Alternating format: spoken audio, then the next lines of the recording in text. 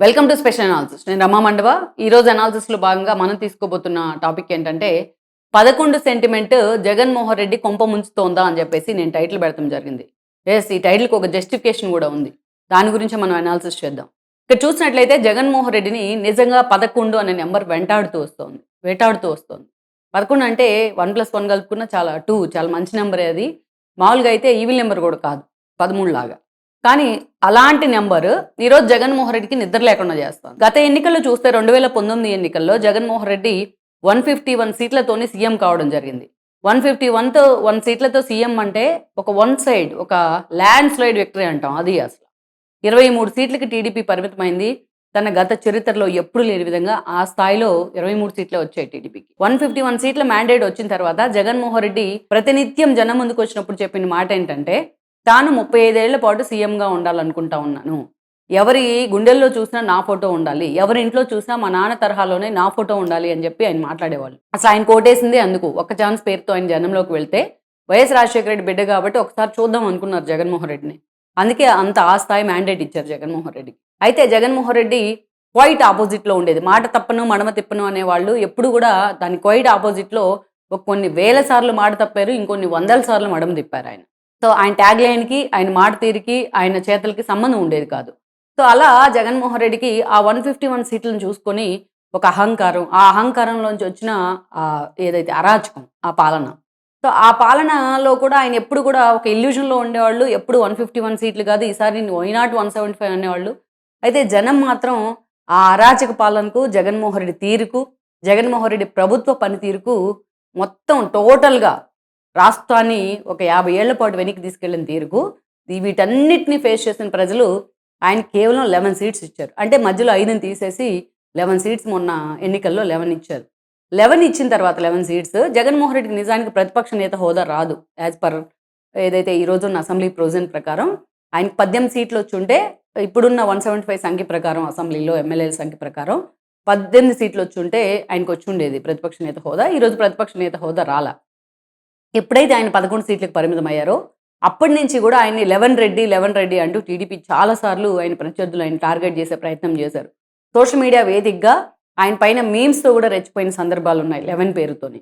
అంతేకాదు ఈరోజు చూసినట్లయితే ఆయన ఏ ఏ ఏ యాంగిల్‌లో టార్గెట్ చేయాలనుకున్నా టీడీపీ గానీ, జనసేన గానీ ఆయన్ని కనీసం ప్రతిపక్ష నేత హోదా కాదు, ఆయన పులివెందుల ఎమ్మెల్యే అని మాత్రమే టార్గెట్ చేస్తా వస్తా ఉన్నారు.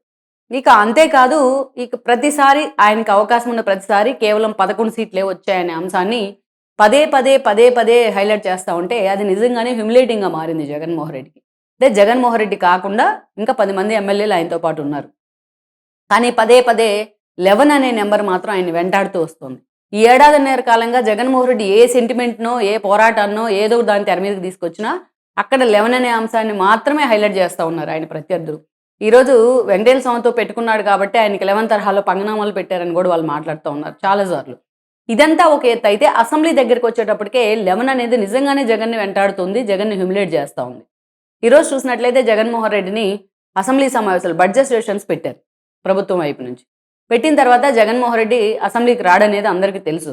అయితే అనర్హత వేటు పడుతుందనే భయంతో జగన్మోహన్ రెడ్డి అసెంబ్లీకి వెళ్ళాలని లాస్ట్ మినిట్‌లో నిర్ణయం తీసుకున్నారు. అది వేరే విషయం అయినప్పటికీ. అయితే 11వ తేదీనే బడ్జెట్ సమావేశాలు పెడతం జరిగింది. అయితే వీళ్ళంతా కూడా ఆయన్ని టార్గెట్ చేస్తుంది ఏందంటే, తిరుమల లడ్డు వ్యవహారం ఇంత ఫ్లేరప్ అయిన తర్వాత మీరు దమ్ముంటే 11వ తేదీన 11 మందితో 11 గంటలకు అసెంబ్లీకి రండి, మనం తేల్చుకుందాం అంటూ అటు ప్రభుత్వం వైపు నుంచి మంత్రులు గానీ, ఎమ్మెల్యేలు గానీ మొత్తం కూడా జగన్మోహన్ రెడ్డిని టార్గెట్ చేస్తా వచ్చారు. సో మీరు దమ్ముంటే రండి, దమ్ముంటే అసెంబ్లీకి రండి అనేది. సరే జగన్ దమ్ము లేదా ధైర్యం అవి పక్కన పెడితే అటు చూస్తే 6 నెలలు టైం కూడా 6 నెలలు అసెంబ్లీ జరిగిన స్పాన్ కూడా పూర్తి కావస్తోంది. యాజ్ పర్ రూల్స్ వాళ్ళ మీద అనర్హత వేటు పడాల్సిందే.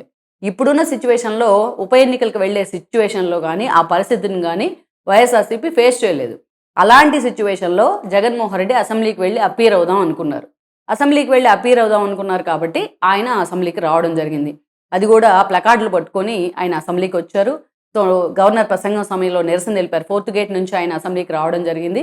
ఇక మొత్తానికైతే మాత్రం ఆయన నిరసన తెలిపారు ఒక 10 నిమిషాలు. గవర్నర్ ప్రసంగం సరిగ్గా క్యారీ ఫార్వర్డ్ కాకుండా కూడా ఆయన హడావిడి చేశారు కాసేపు. అక్కడి నుంచి అసలు మాకు ప్రతిపక్ష నేత హోదా ఇవ్వట్లేదు అని చెప్పేసి, కనీసం అసెంబ్లీ స్టార్ట్ అయితే నలుగురు మాట్లాడుతూ ఉంటే ఆయనకి ఏ హోదా ఇస్తారు ఏంటి అనేది అర్థమై ఉండేది. గవర్నర్ ప్రసంగం కూడా కనీసం పూర్తి కాకుండానే వాళ్ళు అక్కడి నుంచి వాకౌట్ చేసి బయటకు వచ్చి మళ్ళీ మీడియాతోని 2 నిమిషాలు మాట్లాడేసి వెళ్ళిపోవడం జరిగింది. కరెక్ట్‌గా జగన్మోహన్ రెడ్డి అసెంబ్లీలో ఉన్న టైం చూసుకుంటే 11 నిమిషాలు మాత్రమే. అందుకే ఈరోజు ఆ 11 నిమిషాలే ఉంటారా, 11 నిమిషాలే ఉంటారనే అంశాన్ని స్పీకర్ కూడా మాట్లాడారు ఇప్పటికే. చాలా సీరియస్‌గా టీడీపీ అండ్ జనసేన కూడా ఆయన్ని టార్గెట్ చేసే ప్రయత్నం చేస్తా ఉన్నాయి. ఇది ఆ 11 నిమిషాల కోసం జగన్మోహన్ రెడ్డి అసెంబ్లీకి వచ్చింది అనర్హత వేటు వేయించుకోవడానికి అని చెప్పి. ఇప్పుడు జగన్మోహన్ రెడ్డిని ఎప్పుడైతే అసెంబ్లీ సమావేశాలు 11వ తేదీన పెట్టారో అప్పటి నుంచే జగన్మోహన్ రెడ్డి టార్గెట్ అవుతా ఉన్నారు. ఈరోజు చూస్తే 11 నిమిషాలు మాత్రమే ఉన్నారు. అది కూడా ఏడాదిన్నర తర్వాత అసెంబ్లీకి వచ్చి. 11 నిమిషాలు ఎందుకు ఉండాలి జగన్మోహన్ రెడ్డి? కనీసం గవర్నర్ ప్రసంగం అయిపోయిన దాకైనా ఉండి, గవర్నర్‌ని కాసేపు ఒక 1 మినిట్ అయినా సరే గవర్నర్‌తో మాట్లాడో, ఒక షేక్ హ్యాండ్ ఇచ్చో వెళ్ళి, రేపు గవర్నర్ ప్రసంగానికి ధన్యవాదాలు తెలిపే తీర్మానంలో ఆయన పాల్గొనుంటే, జగన్మోహన్ రెడ్డి నిజంగానే శాండిటీ వచ్చుండేది. కానీ ఈరోజు కూడా తాను 11 సీట్లకి 11 అనే అంశానికే కట్టుబడతాను, 11 చుట్టూ తిరుగుతాను అనేది ఆయన మరోసారి ప్రూవ్ చేసుకున్నారు. ఇప్పుడు జగన్మోహన్ రెడ్డిని టార్గెట్ చేయడానికి 11 అనేది ఇంకొక ఆయుధంగా దొరికింది. అటు టీడీపీకి గానీ, ఇటు జనసేనకు గానీ. ఇక్కడ జగన్మోహన్ రెడ్డి తీరుతోని నిజంగా ఎమ్మెల్యేలు వాపోతా ఉన్నారు. అంతేకాదు అసలు తాము అసెంబ్లీకి ఇక వెళ్ళాలా లేదా అని ఒక డైలమాలో కూడా వాళ్ళు ఉన్నారు. అసలు ఎందుకు అసెంబ్లీకి వెళ్ళినట్టు? ఎందుకు అసెంబ్లీలో 11 నిమిషాలు ఉన్నట్టు? ఎందుకు బయటకు వచ్చినట్టు? దీనికి ఒక జస్టిఫికేషన్ ఉందా వైఎస్ఆర్సీపీకి? ఇంకా వెళ్ళేవాడు వెళ్లకుండా ఉన్నా బాగుండేది. ఈరోజు అనవసరంగా వెళ్ళి ఇంకా గెలుక్కున్నట్టయింది. ఇంకా అనవసరంగా అనర్హత వేటు విషయంలో చర్చ జరిగేలాగా చేసినట్లయింది. వీళ్ళు వెళ్ళారో లేదో ఈరోజు రేపటి నుంచి డిజిటల్ హాజరు మీద సభ్యులకు సంబంధించి దాని ఏఐ ఆధారిత హాజరు మీద ఫోకస్ పెట్టారు. స్పీకర్ కూడా దాన్ని ఇంప్లిమెంట్ చేస్తాం. ప్రతి ఒక్కరూ అసెంబ్లీకి వచ్చి ఊరిక సంతకాలు బయట చేసేసి వెళ్ళిపోతే కాదు, ఎవరైతే వచ్చి అసెంబ్లీలో సీట్లో కూర్చుంటారో వాళ్ళకే డిజిటల్ హాజరో లేకపోతే ఏఐ ఆధారిత నెట్వర్క్ని ఉపయోగించి, టెక్నాలజీని ఉపయోగించి హాజరు అనేది కంపల్షన్ చేయబోతా ఉన్నారు. ఈరోజు ఏదైతే అఖిలపక్ష సమావేశం అంటే మిగతా పార్టీలు అన్ని అఖిలపక్షం అంటే కూటమిలో ఉన్న పక్షాల సమావేశం జరిగింది. దాంట్లో కూడా స్పీకర్ ఈ ప్రొవిజన్ని ప్రకటించడం జరిగింది. సో రేపు నుంచి ఇంప్లిమెంట్ కూడా చేయబోతున్నారు. సో అనవసరంగా జగన్మోహన్ రెడ్డి అసెంబ్లీకి వెళ్ళిన కారణంగా పాపం సంతకాలు చేసి అలవెన్సులు తీసుకున్న ఎమ్మెల్యేలు కూడా రేపు నుంచి ఆ స్కోప్ కూడా లేకుండా చేశారు జగన్మోహన్ రెడ్డి. సో మొత్తానికైతే 11 అనేది ఆ 11 మినిట్స్ ఉండకుండా జగన్మోహన్ రెడ్డి కనీసం గవర్నర్ ప్రసంగం అయిపోయేదాకా కూర్చున్నా ఆయనకి ఈరోజు ఒక పార్టీలో కాస్త నమ్మకం అయినా వచ్చి ఉండేది. కనీసం ప్రభుత్వం వైపు నుంచి భయపడ్డారు జగన్మోహన్ రెడ్డి వస్తే అసెంబ్లీకి అని చెప్పుకోవడానికైనా కాస్త క్రెడిబిలిటీ ఉండేది. ఈరోజు అటు ఇటు కాకుండా కరెక్ట్గా 11 నిమిషాలే జగన్మోహన్ రెడ్డి ఉండడం అనేది మాత్రం ఈరోజు ఆ పార్టీని ఆయన్ని టార్గెట్ చేసానికి మరో ట్రోలింగ్ ఐటమ్ని ఆయనే ప్రభుత్వానికి అందించినట్లయింది. Please share, like and subscribe R24 Telugu YouTube channel.